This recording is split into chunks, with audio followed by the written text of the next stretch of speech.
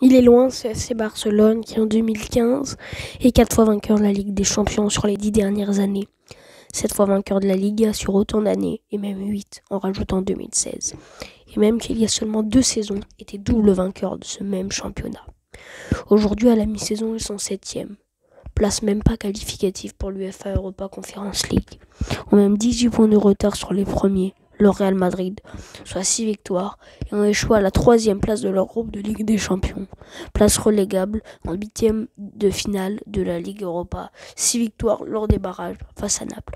Alors oui, ils sont que à 1 point d'une 5e place qualificative pour la Ligue Europa, 2 points de la première place qualificative pour la Ligue des Champions, et 4 sur le podium.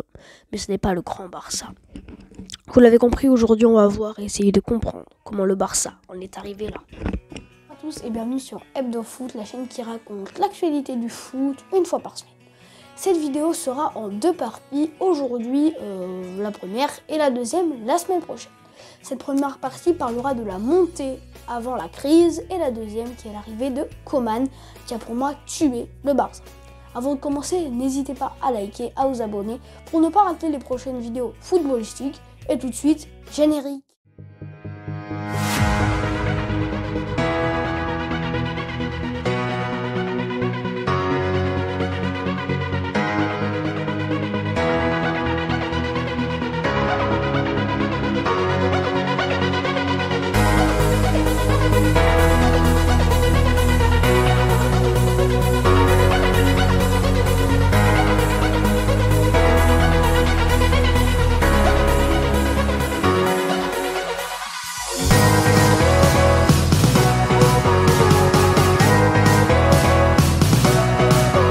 De saison 2017-2018, le Barça va très bien, avec une victoire en Liga et une victoire en Coupe, un entraîneur maintenant bien ancré.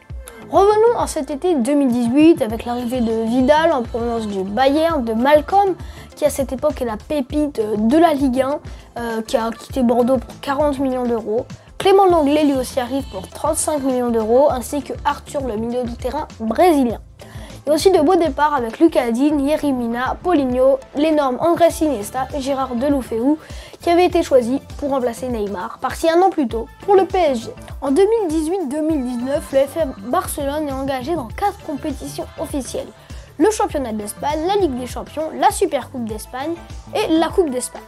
Il s'agit de la 2e saison d'Ernesto Valverde au poste d'entraîneur. Messi devient le nouveau capitaine puisque Iniesta est parti. Le 12 août, Barcelone remporte à Tanger, ou Tanger, je sais plus, ou Tanguay, je sais pas, la Supercoupe d'Espagne en battant 2-1 le Séville FC. Début de Gérard Piqué, Ousmane Dembélé. Lionel Messi devient le joueur le plus titré du club, 33 titres officiels.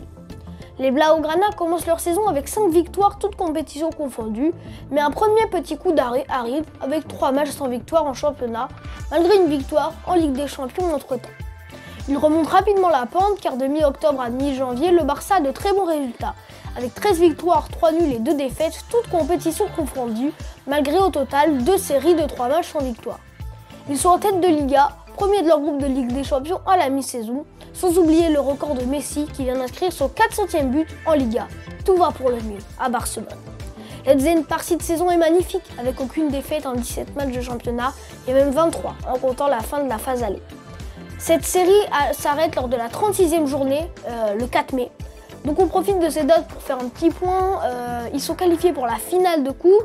Ils ont battu en particulier le Real en demi. En Ligue des Champions, ils ont battu Lyon et United en 8e et en quart. Assez largement 5-1 contre Lyon, 4-0 au cumul des matchs aller-retour. Et partis pour filer en finale grâce à leur match de demi gagné sur le score 3-0 face à Liverpool. Mais la descente aux enfers va bientôt débuter. Déjà une remontada de l'histoire. Non, je ne parle pas de celle face au PSG, mais face à Liverpool. Oui, défaite au retour 4-0 alors qu'ils avaient gagné 3-0 à l'aller. Donc remontada de l'histoire qui cette fois a été subie par le Barça, donc éliminé en demi. Ensuite, les 2 derniers matchs se finissent par une victoire et un nul. Pas fameux, mais c'est aussi le début d'un nouveau Barça. Un Barça qui va de plus en plus reposer sur Messi. Oui, car la Pulga inscrit sur ce match nul un doublé en 1 minute avant que sa sortie arrive et que le Barça soit remonté de 2 buts. Moment vite oublié grâce à ce titre de champion largement gagné avec 12 points d'avance sur les deuxièmes, le Real Madrid, c'est un record. Mais la saison finit par une déception. Oui, défaite en finale de coupe 2-1 face à Valence, mais record de Messi, et oui, encore lui, seul joueur à marquer sur 6 finales d'affilée. Deuxième jour de tournage, c'est pour ça qu'il y a une ambiance différente. Donc, été 2019, c'est marqué par le transfert de Griezmann et de Neto. Frenkie de Jong et Braithwaite arriveront dans l'été pour continuer une montée aux étoiles, direction la coupe aux grandes oreilles. Marqué par aussi quelques beaux départs, Malcolm, qui part arriver un an plus tôt, André Gomes, Philippe Coutinho et Rafinha, qui sur le papier ont le beau successeur. Le 4 août, lors du traditionnel trophée grand-père, Barcelone s'impose 2-1 au Camp Nou devant 98 000 spectateurs, déjà en première saison. Saison. Le Barça commence donc par le championnat en 3 journées par une victoire, un nul et une défaite. Voici un rapide point à la mi-saison. Donc en LDC, ils sont facilement premiers de leur groupe. En Liga, hormis les 3 premières journées, c'est 16 matchs, 11 victoires, 3 nuls et 2 défaites.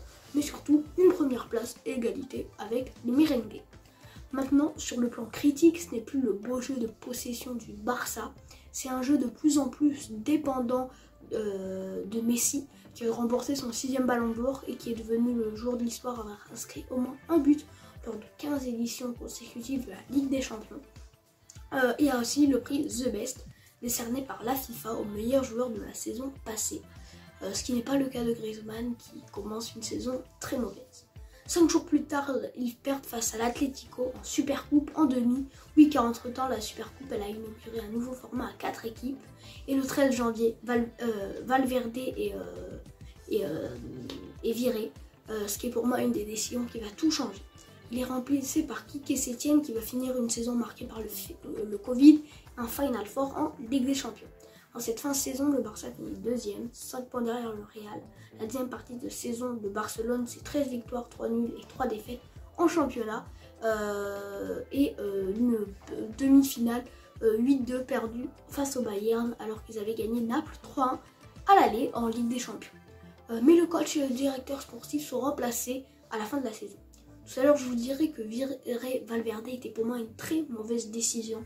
Alors oui, le résultat de Setién ne sont pas spécialement différents que ceux de Valverde, mais pour moi, le problème, c'est Koeman, le nouvel entraîneur du Barça. C'est ainsi que s'achève cette première partie de vidéo. Donc en gros, je voulais dire que pour moi, quand ils ont viré Valverde, je pensais pas du tout que c'était la bonne solution. Et en fait, quand il y a eu Setién, il m'a surpris. Et au moment où ils ont viré Setién, ils ont mis Koeman, j'étais content. Parce que je pensais que Koeman, voilà, il va faire revenir un grand Barça. Ce n'est pas du tout le cas. Et c'est pour moi ce qui a tué le Barça. On en reparle la semaine prochaine. Sur ce, n'hésitez pas à liker, à vous abonner, à activer la cloche de notification. Et sur HebdoFoot, on se retrouve la semaine prochaine pour de nouvelles news. A bientôt!